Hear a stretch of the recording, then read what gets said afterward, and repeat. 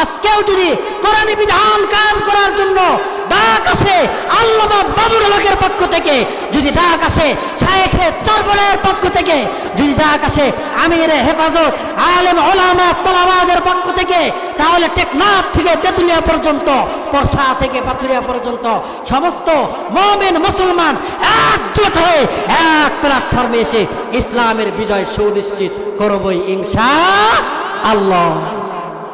কোরআন সুন্নাহর বিধান জমিনে কায়েম হোক, এটাকে আপনি চান না চান না? কোরআনী বিধান জমিনে কায়েম হোক, সুন্নাত দিয়ে আইন চলুন। আমরা শুধু মনে করি সুন্নত শুধু খাওয়া শেষে মধু পান। সুন্নাত নয় শুধু খাওয়া শেষে মধু পান, সুন্নাত নয় শুধু দাওয়াতের মেহমান, আরো কিছু সুন্নাত আছে তুমি জানো কি?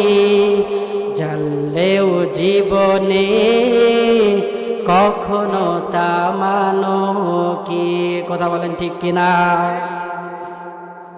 সুন্নাত শুধু নয় নির্জনে ধ্যানে যাওয়া, আর সুন্নাত হলো পাথরের আঘাত খাওয়া।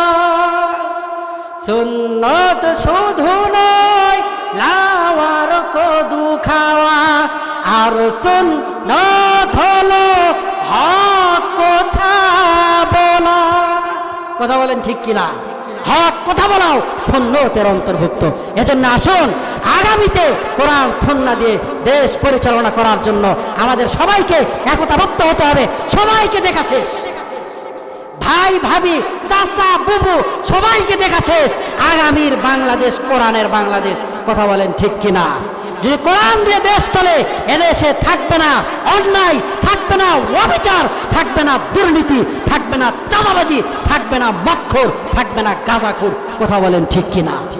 আসুন আমরা সবাই একতাবদ্ধ হয়ে কোরআন সুন্নাহ দিয়ে দেশ চালানোর জন্য ইসলামী দলগুলোর প্রতি একটু সহানুভূতি দেখাইয়া ইসলামের পক্ষে সিল মারতে পারবো তো ইনশাআল্লাহ? সকলেই বলে ইনশাআল্লাহ।